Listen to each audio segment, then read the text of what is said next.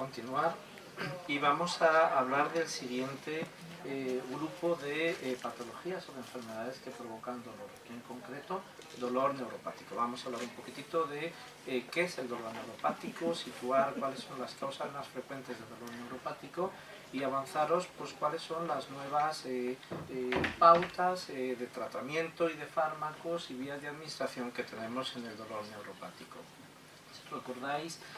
por volver a centrar el tema, la definición que el doctor Fuentes nos hizo ayer del dolor neuropático. El dolor neuropático es ese grupo de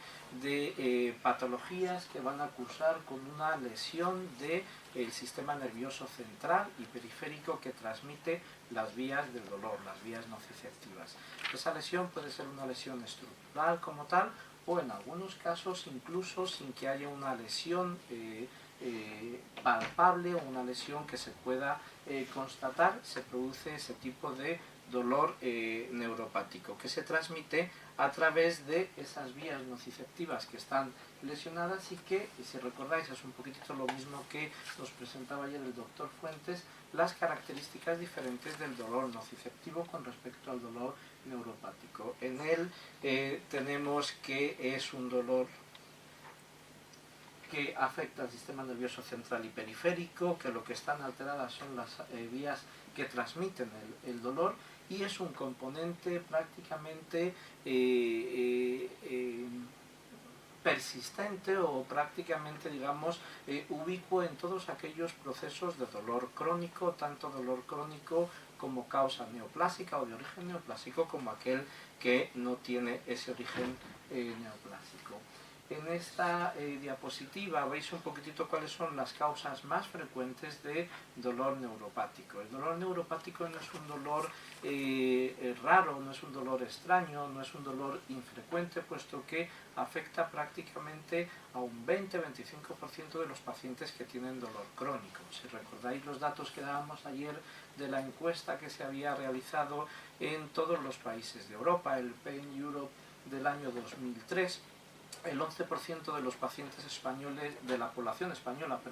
sufre dolor de tipo moderado o intenso, y un 25% de ese 11% de pacientes que tiene dolor crónico supone que prácticamente hay 1 millón de españoles que tiene algún tipo de patología o de dolor de tipo neuropático. Esto, como podéis imaginar, es un problema de salud importante por la cantidad de recursos farmacológicos y medios diagnósticos y de consultas que consumen las unidades de dolor o en las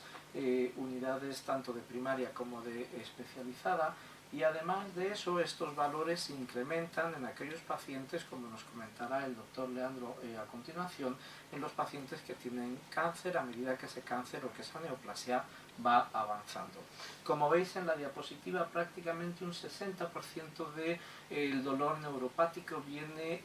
directamente, la etiología o la causa es una lesión directa del propio nervio, bien en forma de radiculopatía, es decir, algún tipo de compresión o daño que hace que el impulso o la transmisión del impulso doloroso esté anormalmente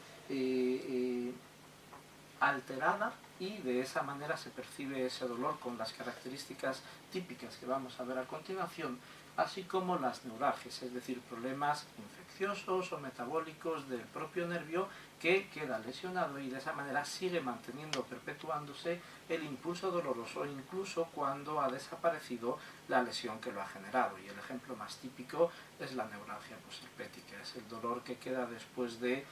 haber padecido un herpes zóster. Una vez que han desaparecido las vesículas del herpes zóster, 3-4 meses más tarde aparece o se mantiene un dolor en el territorio del nervio que ha sido afectado como consecuencia de esa alteración. Otras causas un poquitito menos frecuentes, pero que también tenemos que tener en cuenta, son la arteriopatía periférica y el síndrome de dolor regional complejo, que a continuación vamos a comentar un poquitito. ¿Cómo sistematizamos el dolor neuropático? Pues las últimas tendencias o las últimas corrientes es a etiquetarlo por la afectación del sistema nervioso central que se ve alterado. Así tenemos un dolor neuropático de tipo periférico, cuando lo que se ve afectado es el sistema nervioso periférico, un dolor neuropático de tipo central, cuando la causa alterada o la causa lesionada está en el sistema nervioso central, bien cerebro, bien médula espinal, y un dolor neuropático de tipo regional, cuando lo que se ve afectada es una parte de nuestro organismo, una parte del cuerpo, es decir, más de un complejo nervioso o plexopatía que da un dolor referido a una zona determinada. Y como veis en la diapositiva, las causas son múltiples, desde traumas, alteraciones de los nervios, alteraciones infecciosas, metabólicas, alteraciones vasculares en el caso del dolor neuropático central, etcétera, etcétera. Evidentemente no vamos a hacer un análisis pormenorizado de la genética o de los estudios más recientes con respecto al dolor neuropático, pero sí que os quiero decir que cada vez el análisis o el mayor conocimiento del genoma humano nos está permitiendo abordar este tipo de problemas de una manera diferente. ¿Qué quiero decir con esto? En el sistema, en la transmisión nociceptiva, en la transmisión del dolor, se ven involucradas un montón de proteínas, de neuropéptidos. Han salido ya aquí en estos 2 días de charla la sustancia P, la gabapentina, la sustancia P, el NMDA, el NO. Bueno, hay una serie de neurotransmisores que son proteínas y que esas proteínas están sintetizadas por una serie de genes que el conocimiento del genoma nos está haciendo relacionar cada vez más con determinados procesos dolorosos. Fundamentalmente nos está haciendo ver que en determinadas personas o en determinados pacientes hay cierta predisposición a vivir los procesos dolorosos con especial intensidad. Es lo que ayer nos decía un puntito o quería reflejar el doctor Manzanares cuando decía ¿realmente habrá alguna personalidad o habrá algún prototipo de paciente que sea más susceptible a padecer dolor crónico? Pues los estudios genéticos, los estudios del genoma, los estudios de ligamiento y de asociación genética nos están haciendo ver que efectivamente esa posibilidad cada vez es más plausible y hay gente que tiene una predisposición marcada por su propio genoma para que la interpretación dolorosa de determinados estímulos sea especialmente molesta y gravosa. Y eso se da fundamentalmente en el caso del dolor neuropático. Bueno, son una serie de genes que cada vez se está viendo más la relación entre estos genes y la aparición de dolor neuropático con esas distintas proteínas y neuropéptidos que os estoy diciendo y que también nos está permitiendo en una línea de futuro hacer o poder diseñar cada vez más un tratamiento más personalizado a la hora del tratamiento de este tipo de dolores.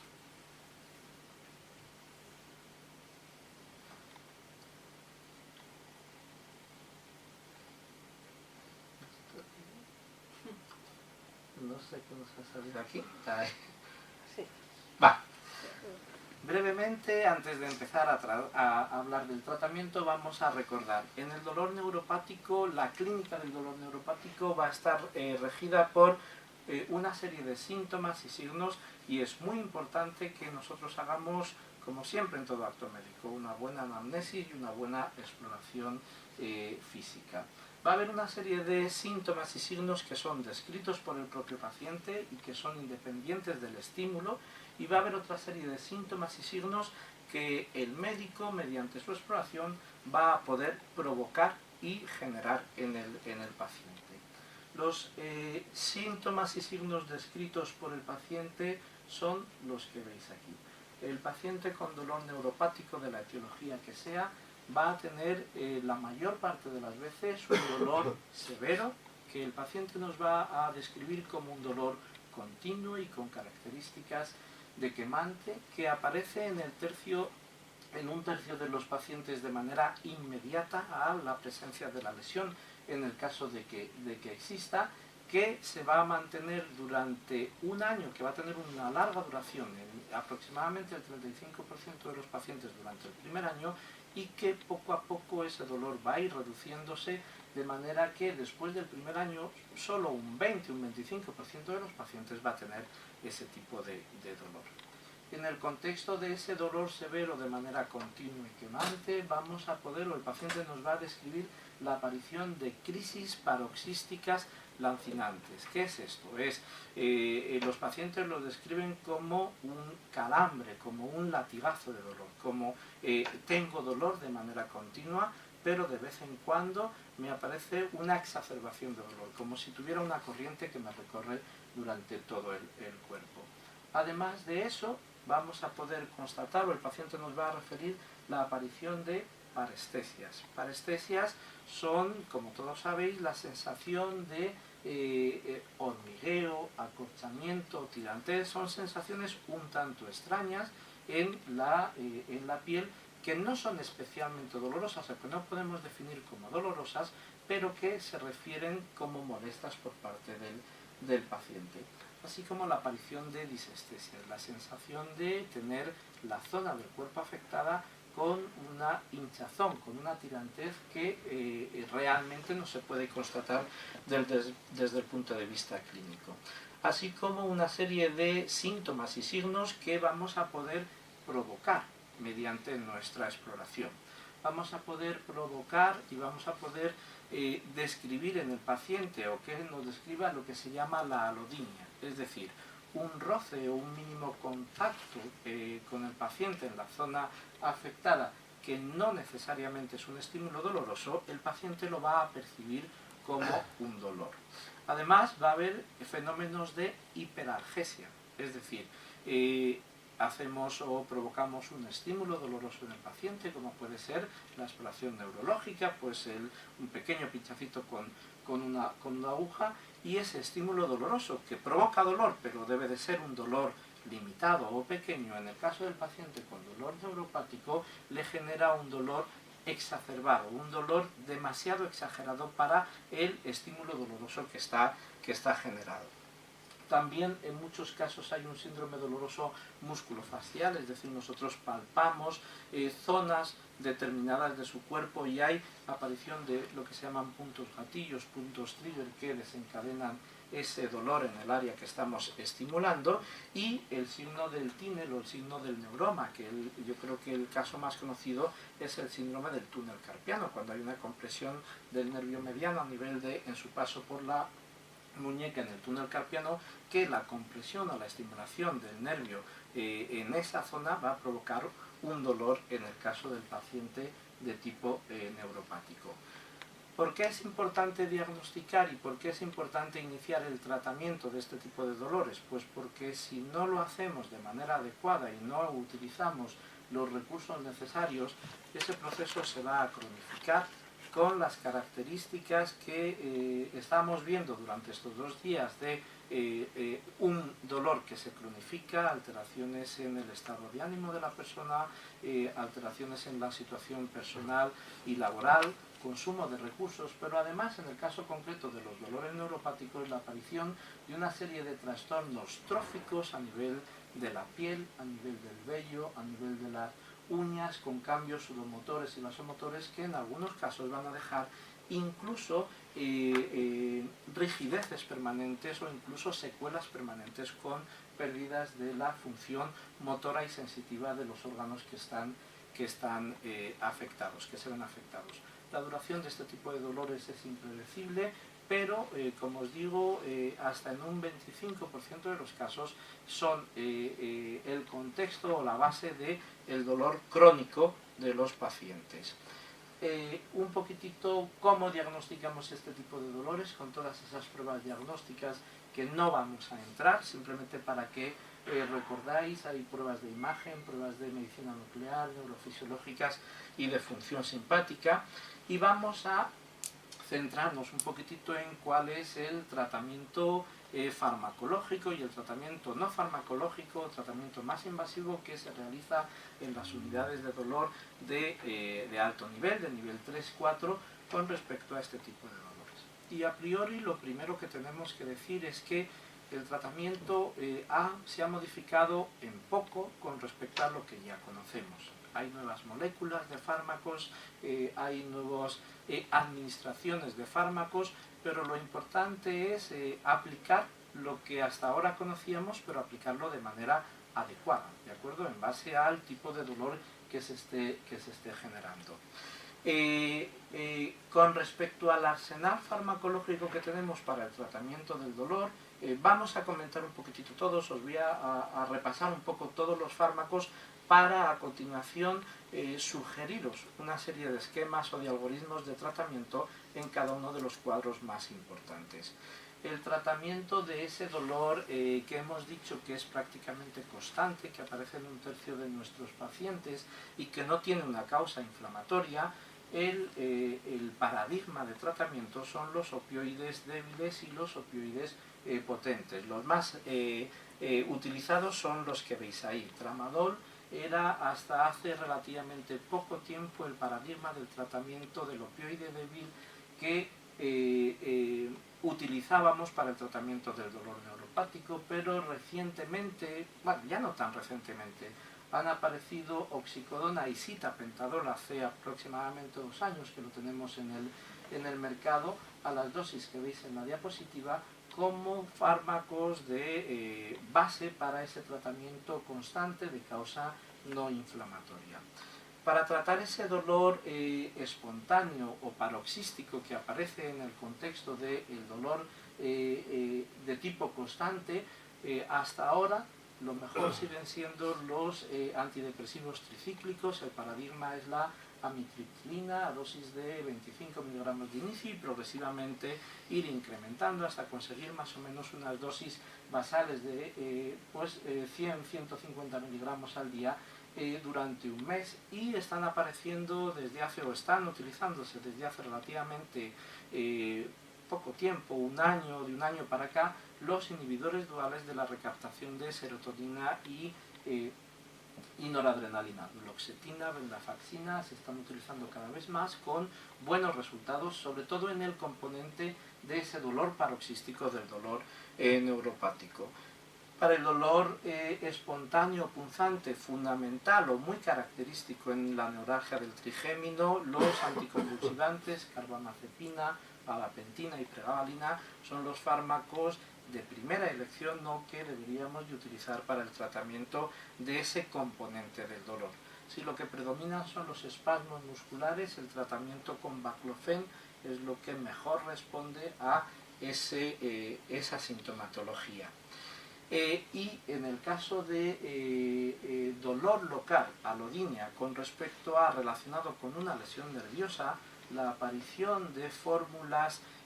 como la lidocaína al 5%, capsaicina y la mezcla de anestésicos locales, crema EMLA, que mezcla 2 anestésicos locales, lidocaína y pilocaína, en forma de parches cutáneos o en forma de crema, es lo que se está viendo cada vez que tiene una mayor aceptación por parte de los pacientes. Si lo que predomina en el paciente es un dolor difuso, intenso, que no hemos controlado con los tratamientos anteriores, digamos, no nos queda otra o deberemos de recurrir a los opioides mayores. Y en ese caso, la administración por vía transdérmica, como puede ser el fentanilo, la buprenorfina, es lo que hasta el momento está mejor aceptado por parte de la Sociedad Española del Dolor o del colectivo médico. Y sí que deciros que fundamentalmente en el dolor de tipo central, la lamotrigina, sobre todo en el dolor post-ictus o después de un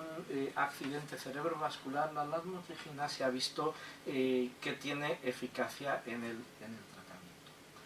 Como os decía, esto sería el algoritmo del tratamiento farmacológico del dolor de tipo neuropático. Cuando nos viene a la consulta un paciente que tiene un dolor que nosotros, después de la anamnesis y la exploración, diagnosticamos o definimos como dolor neuropático, nuestra primera línea de tratamiento debería de ser los fármacos que veis ahí, anticonvulsivantes y antidepresivos tricíclicos. Uno de ellos, pregabalina, gabapentina, antidepresivos, inhibidores de la recaptación de serotonina y noradrenalina. De manera que si obtenemos una respuesta inicialmente parcial con alguno de ellos, deberíamos de añadir, si la respuesta es parcial, nos vamos hacia este lado, hacia este lado del algoritmo, deberíamos de obtener o añadir, un segundo fármaco de esta primera línea. En el caso de que predomine el dolor o que el dolor o el tratamiento con el segundo medicamento no esté bien tolerado o sea ineficaz, deberíamos de añadir tramadol, tapentadol o un opioide potente. Y en el caso de que el fármaco de primera línea que elijamos sea ineficaz o no se tolere de manera adecuada, deberíamos de cambiarlo por otro fármaco de segunda línea, de primera línea, de manera que si con eso tampoco conseguimos una eficacia en el tratamiento, añadir al tratamiento de monoterapia de primera línea un opioide débil o un opioide potente, teniendo en cuenta que como mínimo el tratamiento, el tiempo que deberíamos de marcarnos antes de hacer algún cambio en el tratamiento del paciente debería de ser como mínimo de un mes para conseguir niveles eficaces y ver qué respuesta está teniendo en el caso de los pacientes. He puesto el último punto,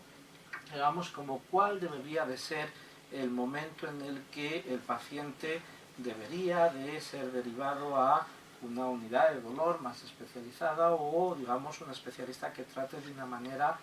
más directa el dolor. Yo creo que estos primeros dos escalones se pueden hacer y se deben de realizar en atención primaria, pero probablemente si con este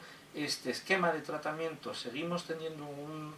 tratamiento analgésico ineficaz o que el paciente no tolera o que no está siendo adecuado, deberíamos de derivarlo a la unidad del dolor. Y en el caso del tratamiento del dolor neuropático de tipo periférico, es decir, cuando lo que se afecta es una región, es una parte del organismo, el paradigma, como os dije antes, es la neuropatía posherpética y la neuropatía en el paciente diabético con aparición de alodinia, es decir, con ese síntoma de que cualquier mínimo roce puede generar un intenso dolor. En el caso de que exista alodinia, ahora mismito el parche de lidocaína al 5%, lo más cercano posible a la zona donde se determina el dolor, 12 horas y descansando otras 12 horas, poniendo, digamos, utilizando las 12 horas de administración del parche, aquellas en las que el paciente nos refiere como que el dolor es más intenso, se ha visto ahora mismito que inicialmente el parche de lidocaína, Versatis, que es el nombre comercial, se aprobó únicamente para neuralgia posherpética, pero se está viendo cada vez más su eficacia en otros tipos de dolores neuropáticos, fundamentalmente cuando la alodinia es el síntoma principal. En el caso de que no haya alodinia, es decir, que no haya esa exacerbación del dolor con el mínimo roce de la ropa o de cualquier elemento de exploración,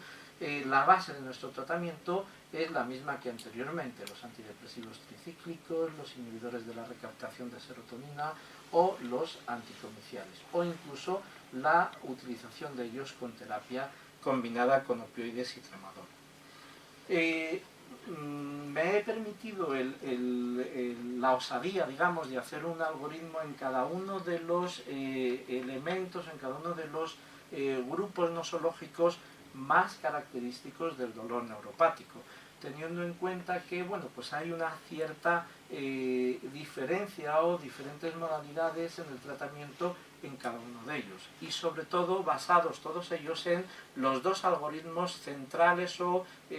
principales que habíamos visto antes, tanto en el dolor neuropático de tipo central como de tipo periférico. En el caso del dolor neuropático secundario a la neuralgia posherpética o a los problemas de neuralgias diabéticas de tipo dolorosos, como os he dicho, en el caso de que el síntoma primordial sea la alodinia, la primera elección que deberíamos de realizar y que es fácil y cómoda de administrar por parte del paciente es el parche de lidocaína, teniendo en cuenta que si por algún motivo el paciente no lo tolera o no está siendo efectivo, podríamos podríamos pasar a lidocaína intravenosa y añadir o cambiar la lidocaína por la capsaicina, que tenemos actualmente formulaciones en crema, en gel, y bueno, pues que hay que tener las precauciones a la hora de administrar que todos conocemos, pero en algunas ocasiones ofrecen buenos resultados. En el caso de que no haya componente alodínico, lo más importante es lo que dijimos anteriormente. Utilizar los fármacos de primera línea, antidepresivos tricíclicos. La amitriptilina sigue siendo el fármaco de primera elección, lo que habitualmente utilizamos en primer lugar. Lo que pasa es que la amitriptilina, sabéis que aunque empecemos a dosis bajas y poco a poco vayamos empezando, tiene una serie de efectos cardiovasculares y neurológicos que en algunos de los casos de nuestros pacientes no lo toleran de manera adecuada o no lo podemos utilizar. En esos casos, en los casos que predomine una sedación excesiva, la imipramina, la clorimipramina, o en el caso de que no podamos administrar los antidepresivos tricíclicos, la duloxetina y la venlafaxina pueden ser también fármacos de primera elección para la neuralgia posherpética y la neuralgia diabética de tipo dolorosa. Os recuerdo especialmente que si combinamos el tramadol con la amitriptilina, en algunos casos podemos tener síndrome serotoninérgico. En el caso de que, como decíamos antes, el fármaco de primera línea haya sido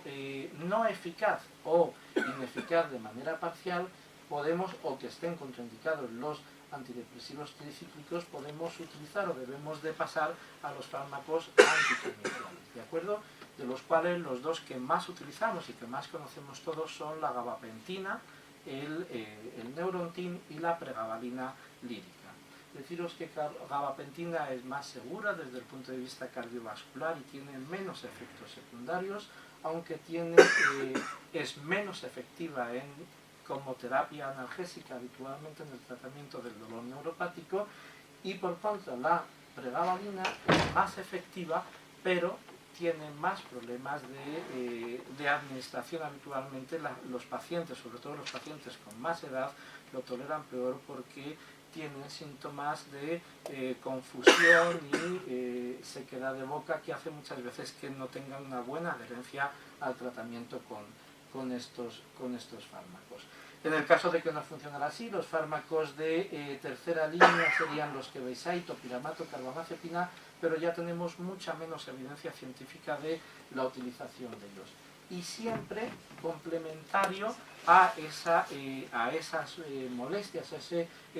tratamiento farmacológico de primera línea y de segunda línea, un fármaco, una línea de analgesia complementaria. Sí, es importante evaluar el dolor. Lo más utilizado es la escala analógica visual del dolor. Cuando los valores del dolor sean menor de 4, añadir tramadol o tapentadol con pauta alterna de paracetamol o no, según cómo lo consideremos adecuado. Si el dolor tiene un EVA de 4 o 6, es un dolor moderado o intenso,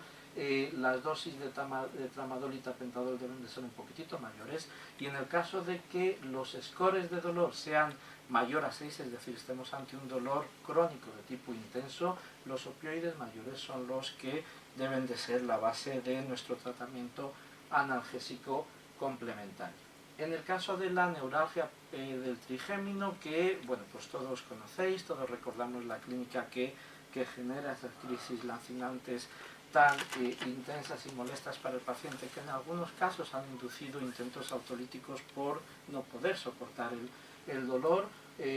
La base es prácticamente la misma, con alguna pequeña modificación. Si lo que predomina es el componente alodínico, las formas de lidocaína en parches y capsaicina y lidocaína intravenosa sigue siendo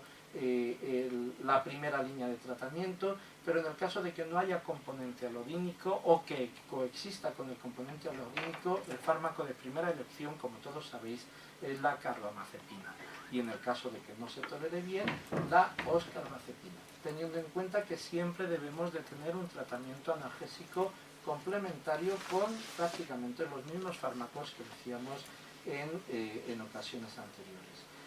Si no hay respuesta a este tratamiento farmacológico, el 80% de los casos de neuralgia del trigémino se produce como consecuencia de un atrapamiento vascular a la salida del nervio trigémino en los orificios del foramen magno y de la cara inferior de la base del cráneo. En ese caso, sobre todo en pacientes que no tienen patología asociada o que tienen, digamos, edades inferiores a 65 años o superiores a 65 años sin patología asociada, la descompresión vascular quirúrgica suele ser una buena terapia, junto con la infiltración de los puntos dolorosos que desencadenan el dolor. En el caso de los pacientes que tengan más patología asociada o que no tengan dolor irradiado, se está intentando la radiocirugía mediante balón, pero digamos ese grupo de pacientes que hemos denominado como grupo 3 responden peor al tratamiento intervencionista y muchas veces lo único que podemos hacer es un tratamiento paliativo de su dolor en función de los síntomas que vayan apareciendo. Otro grupo importante de cuadros que cursan con dolor neuropático es lo que llamamos el síndrome del dolor regional complejo. Sabéis que es un grupo de patologías